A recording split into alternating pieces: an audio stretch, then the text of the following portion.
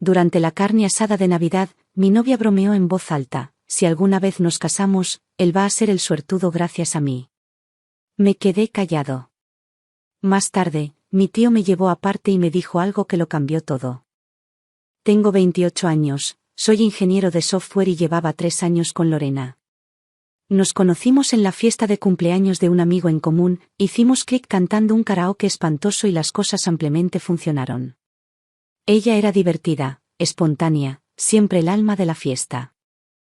Yo soy más callado, más analítico. Pensé que nos equilibrábamos. Nuestra relación tuvo sus baches. Lorena tenía la costumbre de hacer chistes a mi costa delante de la gente. Nada demasiado brutal, pero lo suficiente para que yo sintiera ocasionalmente una pizca de vergüenza. Es tan aburrido a veces, se reía con sus amigas mientras yo estaba ahí mismo. O tengo que arrastrarlo a todos lados. Se quedaría en casa para siempre si lo dejara. Me decía a mí mismo que era solo su sentido del humor, que no lo hacía con mala intención. Todos se reían, así que debía estar bien, ¿verdad? La cuestión es que no eran solo los chistes. Hubo otros momentos también. Como cuando íbamos de compras y ella sostenía una camisa diciendo: esto de hecho se te vería bien. Deberías confiar más en mí para estas cosas. O cuando estábamos cenando con sus amigos y me interrumpía a mitad de una historia para explicarla mejor. Pequeñas cosas que se sentían mal, pero no lo suficientemente mal como para pelear por ellas. Las enterré, diciéndome que estaba exagerando. Llegó la Navidad y mi familia organizaba nuestra carne asada anual. Lo hacemos cada año. La casa de mis padres tiene un patio enorme y mi papá se toma como un reto personal asar el corte de carne perfecto. Toda mi familia extendida aparece, tíos, primos, el paquete completo. Es caótico, ruidoso y exactamente el tipo de cosas que me encantan. Llevaba semanas esperándolo, emocionado de que Lorena pasara más tiempo con todos. Ya los conocía de reuniones más pequeñas, pero esto se sentía diferente de alguna manera, más oficial, como si ella se estuviera convirtiendo en parte del tejido de mi familia. La tarde comenzó perfectamente. El sol brillaba, sonaba la música y la ensalada de papa de mi mamá hacía sus rondas. Mi papá ya llevaba 3 cervezas encima, presidiendo junto al asador con sus pinzas como si fueran un cetro. Lorena estaba en su elemento, platicando con mis primos, riéndose ruidosamente de los chistes malos de mi papá. Llevaba un vestido rojo brillante que la hacía imposible de ignorar. La observé desde el otro lado del patio y sentí una oleada de afecto. Tal vez las cosas estaban bien. Tal vez había estado pensando demasiado todo. Estaba ayudando a mi tío Tomás a poner los tablones y las sillas plegables cuando escuché su voz cruzar el patio. Cortó a través de la música, las conversaciones, todo. La neta, si alguna vez nos casamos, él va a ser tan afortunado gracias a mí. O sea, véanlo. Probablemente seguiría usando bermudas cargo para ir a cenar si yo no hubiera intervenido. Todos los que estaban cerca se rieron. A mi tía Karina casi se le cae el vino. Mi primo Diego se dobló de la risa, golpeándose la rodilla. Me congelé a medio paso, con una pata de la mesa todavía en mi mano, el metal frío contra mi palma. Lorena no me estaba mirando. Estaba siendo el centro de atención con mi mamá, 2 de mis primos y mi hermana Betty, gesticulando dramáticamente con su bebida. Su cara estaba sonrojada, animada, viva. Hablo en serio, continuó, aprovechando la ola de risas. Es un dulce, no me malinterpreten, pero Dios, alguien tenía que enseñarle a vestirse como adulto. Y ni me hablen de su vida social antes de mí. ¿Cuál vida social, verdad? El hombre era un ermitaño. Más risas. Mi mamá sonreía, sacudiendo la cabeza con esa expresión de: «Ay, ustedes dos». Betty parecía incómoda, pero no dijo nada. Bajé la mesa con cuidado, con la mandíbula tan tensa que pensé que mis dientes podrían romperse. Mi tío Tomás me miró, con una expresión indescifrable, como si estuviera esperando a ver qué haría yo. Forcé una sonrisa, Dios sabe por qué, y caminé hacia la hielera, fingiendo que necesitaba otra cerveza. Mis manos temblaban ligeramente mientras destapaba la botella. El metal se me clavó en la palma. Tomé un trago largo e intenté sacudirme la sensación, pero el comentario se asentó en mi pecho como una piedra, pesado e inamovible. Seguía repitiéndolo en mi cabeza. Él va a ser tan afortunado. Como si yo fuera una obra de caridad. Como si ella me estuviera haciendo un favor al estar conmigo. Pasé la siguiente hora en una neblina. La gente me hablaba y yo respondía, pero no podría decirte qué dije. Mi papá preguntó si quería ayudar con la carne y asentí, parándome junto a él en silencio mientras me explicaba su técnica de sazonado por lo que debió ser la milésima vez en mi vida. No estaba escuchando. Seguía mirando a Lorena, viéndola manejar a la multitud, y sintiendo esta extraña desconexión, como si la estuviera viendo por primera vez y dándome cuenta de que no reconocía a la persona frente a mí. El tío Tomás apareció a mi lado en el asador, sosteniendo una cerveza, pero sin beberla. ¿Te puedo robar un segundo?, preguntó en voz baja. Caminamos hacia el costado de la casa, lejos del ruido y la gente. Tomás tiene 50 y tantos años, es militar retirado, el tipo de hombre que no desperdicia palabras. Sirvió 2 periodos en zonas de conflicto, regresó y trabajó como contratista, crió a 3 hijos que resultaron ser muy buenos muchachos. Cuando él habla, la gente escucha. Se recargó contra la barda y me miró por un largo momento, estudiando mi cara como si estuviera decidiendo algo. ¿Escuchaste lo que dijo hace rato? No fue una pregunta. Asentí, sin confiar en mi voz. Sí, está bien. Ella bromea así a veces. ¿Lo hace? No respondí de inmediato. Tomás se cruzó de brazos, con expresión seria. Mira, no estoy tratando de meterme en tus asuntos. Eres un adulto. Tomas tus propias decisiones. Pero llevo 32 años casado con tu tía Karina. ¿Sabes lo que nunca he hecho en todo ese tiempo? Convertirla en el remate del chiste frente a otras personas. Ni una sola vez. Ni siquiera como broma. ¿Sabes por qué? ¿Por qué? Porque la respeto y ella me respeta a mí. Esa es la base, mijo. No es una función extra que desbloqueas después de 5 o 10 años. Es la base. Cosa del día 1. Me quedé mirando al suelo, con la garganta cerrada. Un pájaro saltaba cerca de la barda, picoteando algo en el pasto. Lo miré porque no podía mirar a Tomás. Estaba bromeando, dije. Pero ni yo mismo lo creía ya. Tal vez. Pero las bromas significan algo. Especialmente las que la gente hace cuando creen que no estás escuchando o cuando piensan que no les vas a reclamar. ¿Crees que ella diría esas cosas si realmente creyera que eres un compañero igualitario? ¿Si te viera como alguien digno de respeto? No tuve respuesta. Tomás suspiró, más suave ahora. Mira, eres un buen muchacho. Trabajas duro. Eres inteligente. Tratas bien a la gente. Mereces a alguien que vea eso, que celebre eso. No te conformes con alguien que piensa que eres un proyecto de remodelación, porque así es como me sonó a mí. Y no creo estar equivocado. Me dio una palmada en el hombro, apretó una vez, y luego caminó de regreso hacia la fiesta. Me quedé allí parado un rato, solo, con sus palabras resonando en mi cabeza como monedas sueltas. El pájaro se fue volando. Escuché risas desde el patio trasero. La voz de Lorena elevándose por encima del resto. Y sentí que algo se rompía dentro de mí. No quebrarse, solo una grieta. Como la primera fractura en el hielo antes de que se haga pedazos por completo. Regresé a la fiesta, pero estaba en otro lugar completamente. Agarré un plato de comida que no quería. Me senté en la mesa de picnic con mis primos y moví la ensalada de papa con mi tenedor. Diego preguntó si estaba bien. Dije que estaba cansado. Se lo creyó. Todo el mundo siempre se lo cree. Cuando la fiesta se fue apagando y el sol comenzó a ponerse, Lorena y yo ayudamos a limpiar. Ella estaba alegre, llena de energía, todavía disfrutando el subidón de haber sido el centro de atención. Seguía hablando de lo mucho que se había divertido, de cuánto amaba a mi familia, de cómo mi mamá ya había empezado a lanzar indirectas sobre los nietos. Manejamos a casa en casi total silencio. Ella estaba en su celular viendo las fotos que había tomado, ocasionalmente girando la pantalla hacia mí para mostrarme una particularmente buena. Tu familia es un amor, dijo distraídamente.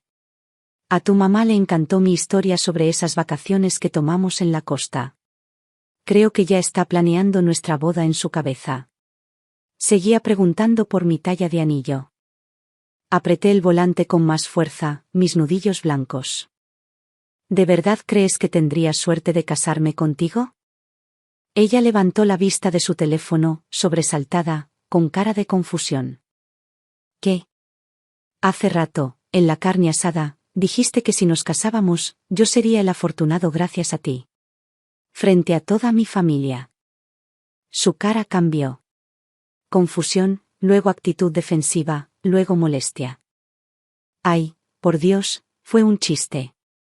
¿Por qué estás tan sentido? Todos se estaban riendo. ¿Fue un chiste? Sí. A tu familia le pareció gracioso. Hasta tu mamá se rió. Estás haciendo de esto algo que no es. A mí no me pareció gracioso. Ella puso los ojos en blanco y volvió a su teléfono, ignorándome. Estás siendo ridículo. Solo me estaba divirtiendo socializando. Siempre haces esto. Te tomas todo tan en serio. Es agotador. No respondí. Me dolían las manos de apretar el volante. Llegamos a casa y ella se fue directo a la recámara, ya en pijama para cuando yo entré. Me dio un beso en la mejilla como si nada hubiera pasado. Estoy agotada. Pero hoy fue muy divertido. Tu papá es graciosísimo. Se quedó dormida en minutos. Me senté en el sofá a oscuras, con la tele apagada, simplemente mirando a la nada. Repasé el día entero, no solo lo que había dicho en la carne asada, sino todos los otros pequeños comentarios a lo largo de los años. Los chistes sobre cómo me vestía, cómo hablaba, cómo no era lo suficientemente espontáneo, cómo necesitaba que ella me hiciera interesante, la forma en que me presentaba a sus amigos, este es mi novio. Es tímido. Como si fuera algo por lo que disculparse. Como si estuviera defectuoso de alguna manera. Pensé en las palabras de Tomás, mereces a alguien que vea eso. Y me di cuenta de que tenía razón. Lo merecía. Y Lorena no era esa persona. Tal vez nunca lo había sido. Para la mañana, ya había tomado mi decisión. Hice una maleta mientras Lorena seguía dormida. Moviéndome silenciosamente por el departamento, tomando solo lo que necesitaba. Ropa, artículos de baño, mi laptop, unos cuantos libros. Le mandé mensaje a mi amigo Andrés, preguntando si podía quedarme en su casa unos días. Respondió en minutos, aquí tienes tu casa, güey. Sin preguntas. Lorena se despertó mientras cerraba mi maleta. Se sentó en la cama, mirándome con los ojos entrecerrados por la luz de la mañana. ¿Qué estás haciendo? Me voy a quedar con Andrés un tiempo. Necesito espacio. ¿Espacio? ¿Por lo de anoche? ¿Es en serio? Hablo en serio. Ella se levantó, envolviéndose en la cobija, con la cara en una mezcla de enojo e incredulidad. Esto es una locura. Estás haciendo un berrinche literal por un chiste que hice. ¿Te escuchas a ti mismo? No se trata del chiste, Lorena. Se trata del hecho de que no me ves como tu igual. Me ves como algún proyecto en el que has estado trabajando. Algún tipo al que tenías que arreglar y moldear para convertirlo en algo aceptable. Y ya me cansé de ser eso. Eso no es justo. No he sido más que un apoyo. ¿Apoyo? Te burlas de mí frente a la gente. Me haces sentir pequeño. Eso no es apoyo. ¿Cuándo? Ayer en la fiesta de Navidad de mi familia, frente a todos los que me importan. Me hiciste sonar como un tipo patético que debería estar agradecido de que estés con él. Abrió la boca, luego la cerró. Miró hacia otro lado. No lo dije con esa intención. Entonces, ¿con qué intención lo dijiste? No respondió. Agarré mi maleta y caminé hacia la puerta. No hagas esto, dijo, con la voz quebrada. Podemos hablar de esto. Podemos solucionarlo. No quiero hacerlo. Salí, me subí a mi coche y manejé hasta la casa de Andrés al otro lado de la ciudad. Abrió la puerta con una cerveza ya en la mano, me la pasó sin decir una palabra y me mostró el cuarto de visitas. Apenas dormí esa noche, mirando al techo, medio esperando que ella llamara o escribiera o apareciera. No lo hizo. Al día siguiente, fui a trabajar como si nada, me concentré en el código, depuré sistemas, evité revisar mi teléfono. Cuando finalmente miré durante el almuerzo, había un mensaje de ella: ¿podemos hablar, por favor? Lo siento. No respondí. No estaba listo. Tal vez nunca lo estaría. Esa noche, estaba sentado en el sofá de Andrés, mirando fijamente algún partido de básquetbol. No estaba prestando atención cuando tocaron a la puerta. Andrés abrió. Lorena estaba ahí parada sosteniendo una pequeña caja de cartón, con los ojos rojos e hinchados. ¿Está él aquí?, preguntó en voz baja. Andrés me miró. Asentí y él se hizo a un lado. Lorena entró despacio, como si no estuviera segura de tener permiso. Puso la caja en la mesa de centro y se sentó frente a mí, posada en la orilla del sillón. Se veía más pequeña de alguna manera. Disminuida. Te traje tus cosas. Cosas que dejaste en mi casa.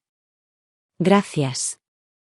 Ella bajó la mirada a sus manos, retorciéndose los dedos. He estado pensando en lo que dijiste y hablé con mi hermana como por 3 horas. Ella dijo. Su voz se rompió. Ella dijo, yo hago eso. Hago chistes a costa de otras personas. Dijo que es un mecanismo de defensa o algo así. Como que hago menos a la gente para sentirme mejor conmigo misma. No me di cuenta de que te lo estaba haciendo a ti. Te juro que no. Lo estabas haciendo. Lo sé. Ahora lo sé. Y lo siento mucho. De verdad. Me recargué en el respaldo, exhalando lentamente, sintiendo el peso de los últimos 2 días presionándome. Lorena, no son solo los chistes. Es la forma en que me ves. Como si fuera un tipo al que tenías que arreglar. Como si no fuera lo suficientemente bueno tal como era cuando me conociste. Eso no es cierto. Entonces, ¿por qué lo dijiste? ¿Por qué siempre dices cosas así? No respondió de inmediato. Cuando finalmente habló, su voz era apenas un susurro. Porque tenía miedo. ¿De qué? De que te dieras cuenta de que eres demasiado bueno para mí. De que despertaras un día y te dieras cuenta de que podías conseguir algo mejor y te fueras. Así que yo. Supongo que traté de convencer a todos, incluyéndote a ti, de que me necesitabas. De que tenías suerte de tenerme para que no te fueras. Parpadeé, tomado completamente por sorpresa. Cualquier cosa que hubiera esperado que dijera, no era eso. Entonces, me hacías menos primero. Esa era tu estrategia, supongo. No lo sé. Está mal. Sé que lo está. Mi hermana dijo lo mismo. Dijo que saboteo las cosas buenas porque no creo que las merezca. Nos sentamos en silencio por un largo momento. Quería creerle. Una parte de mí todavía la amaba. Todavía recordaba las partes buenas, conversaciones hasta tarde en la noche, domingos perezosos por la mañana, la forma en que se reía de mis imitaciones terribles. Pero las palabras de Tomás resonaban en mi cabeza: mereces a alguien que vea eso. No creo que esto vaya a funcionar, dije finalmente. Su cara se desmoronó, las lágrimas rodando por sus mejillas. Por favor, puedo cambiar. Voy a cambiar. Iré a terapia. Haré lo que sea necesario. Tal vez puedas. Tal vez lo hagas. Pero no creo que yo pueda superar esto. Cada vez que hicieras un chiste, me preguntaría si lo dices en serio. Estaría analizando todo, esperando el siguiente comentario. Eso no es una relación. Eso es pura ansiedad. Se limpió los ojos con el dorso de la mano, asintiendo lentamente como si ya hubiera sabido que así terminaría. Está bien. Se levantó despacio, recogió su bolsa y caminó hacia la puerta. Antes de irse, se volteó, con la mano en la perilla. Por lo que vale, de verdad lo siento. Mereces algo mejor. Mejor de lo que yo te di. Lo sé. La puerta se cerró suavemente detrás de ella. Me quedé sentado ahí por mucho tiempo, mirando la caja que había dejado en la mesa de centro. Adentro había unos cuantos libros, una sudadera que había olvidado, una taza de café con algún dibujo tonto impreso, un cargador de teléfono, cosas pequeñas, nada que importara, nada que no pudiera ser reemplazado. Andrés salió de su cuarto una hora después, me aventó una cerveza sin preguntar si quería una. ¿Estás bien? Sí, dije, y lo decía en serio. Actualización 1. Un mes después, me encontré a Lorena en una cafetería en el centro. Acababa de terminar una junta con un cliente y me metí por un latte. Ella estaba en una mesa de la esquina con alguien nuevo, un tipo con peinado perfecto y un reloj caro, ambos riéndose de algo en su teléfono. Hicimos contacto visual brevemente. Ella me dio una sonrisa pequeña y triste. Asentí y seguí caminando. Mis manos no temblaron. Mi pecho no se apretó. Pedí mi café y me fui. No sé si ella realmente cambió. Espero que sí, por su bien y por el de quien venga después de mí, pero dejé de preguntármelo después de un tiempo. Ya no era mi problema. Tomás me llamó unas semanas después de que todo pasó, solo reportándose como suele hacer. ¿Cómo la llevas? Preguntó. Mejor, dije. Mucho mejor, de hecho. Gracias por lo que dijiste. En la carne asada. Cuando quieras, mijo. Hiciste lo correcto. Se requieren agallas para alejarse de algo cómodo, incluso cuando sabes que está mal. Sí. ¿Saliendo con alguien nuevo? Todavía no. Tomándome un tiempo para averiguar qué es lo que realmente quiero. Inteligente. Eso es muy inteligente. Creo que él tenía razón. Algunas personas te muestran quiénes son en pequeños momentos. Chistes que no son realmente chistes. Comentarios que cortan lo suficiente para arder, pero no lo suficiente para sangrar. Y una vez que lo ves, no puedes dejar de verlo. Puedes intentarlo. Puedes poner excusas, racionalizar, decirte a ti mismo que estás siendo demasiado sensible. Pero en el fondo, lo sabes, y tienes que decidir si vas a vivir con ese conocimiento o hacer algo al respecto. Estoy bien ahora. Mejor que bien, en realidad. Estoy aprendiendo que estar solo es mejor que estar con alguien que te hace sentir pequeño. Que el silencio es mejor que la risa a tu costa. Que no necesitas a alguien que te complete, o te arregle, o te mejore. Solo necesitas a alguien que te vea claramente y le guste lo que ve. Y tal vez esa es la lección. Tal vez eso es suficiente. Sigo yendo a la carne asada de Navidad de mi familia cada año. Mi papá todavía quema la mitad de los cortes. Mi mamá todavía hace demasiada ensalada de papa. El nombre de Lorena ya no sale en la conversación. La vida siguió adelante como siempre lo hace. Y yo seguí adelante con ella. Un poco más sabio, un poco más cuidadoso, pero todavía con esperanza. Todavía creyendo que en algún lugar allá afuera hay alguien que no me verá como un proyecto. Solo como una persona que vale la pena conocer exactamente como soy. Eso es todo lo que cualquiera realmente quiere, ¿no?